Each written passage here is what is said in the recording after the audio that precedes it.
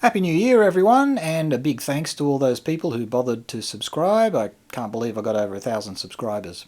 But anyway, since it's 2025 now, it's probably a good time to look back on 2024 and see which bikes were the top sellers in Japan. We'll start with the small capacity motorcycles under 251cc. In Japan, these smaller bikes do not require regular roadworthy inspections. Number 10 is the Yamaha R25 and its cousin the MT25, which sold 1,662 units. The R25, of course, is the fully cowled sports version, but I think everyone agrees these look much better naked, which is probably why the MT25 was the more popular version. This bike's been around for a few years now, and it still sells well, even though it hasn't changed much. But there are rumours that a new model will be unveiled at the upcoming Tokyo Motorcycle Show. I'll be at that show, so consider subscribing if you want to see my report. Number 9 is the Yamaha NMAX 155 ABS with 1,729 units sold.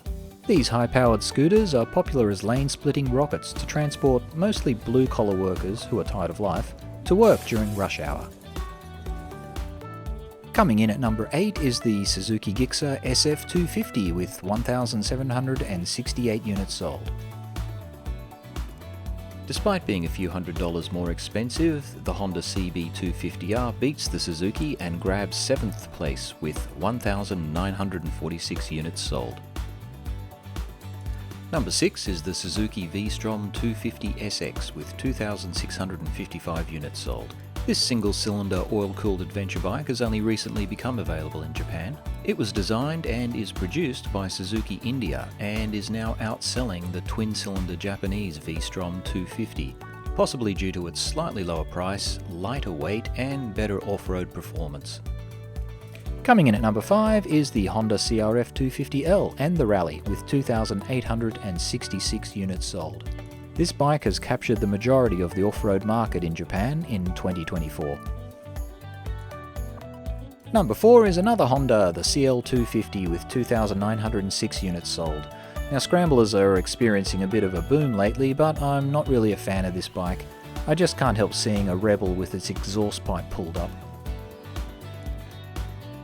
Sitting at number 3 is the Honda ADV 160 with 4,402 units sold. I don't really understand this bike, but you can't argue with the numbers. A lot of people like them. Sitting at number 2 is the Honda PCX 160 with 6,633 units sold. So if you put that together with the ADV version, that's over 10,000 units in 1 year. And finally at number 1 is the Honda Rebel 250S edition with 9,015 units sold. Now when it was first announced in 2017, a lot of motorbike commentators predicted this bike wouldn't sell very well.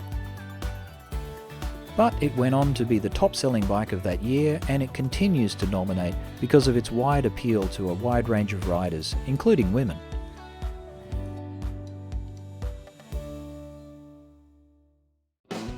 Before we get to the big bikes, let's have a quick look at the 251 to 400cc bikes. Now these are bikes which you can ride in Japan with a standard license, but the bikes must have a regular roadworthy inspection, which is 3 years after the bike was bought new, and then every 2 years after that.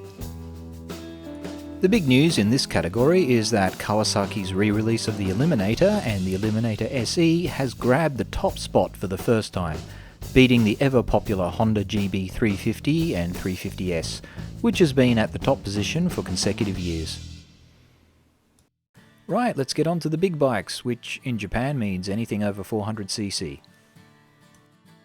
Coming in at 10th place with 1,264 units sold is the Suzuki GSX S1000, the GT, the GX, as well as the Katana.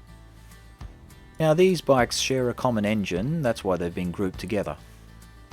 The GX is the newest model and it looks pretty impressive, so I hope I get a chance to ride one day.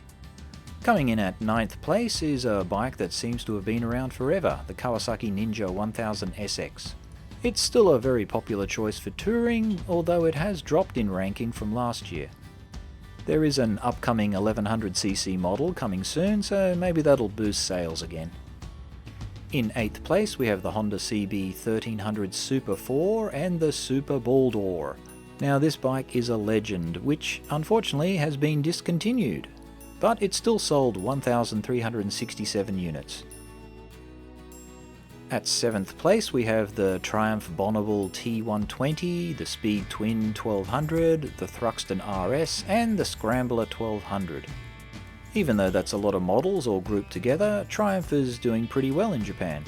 As an overseas brand, Triumph has got a bit of premium status in Japan, and their stylish, beautifully designed bikes really appeal to the Japanese.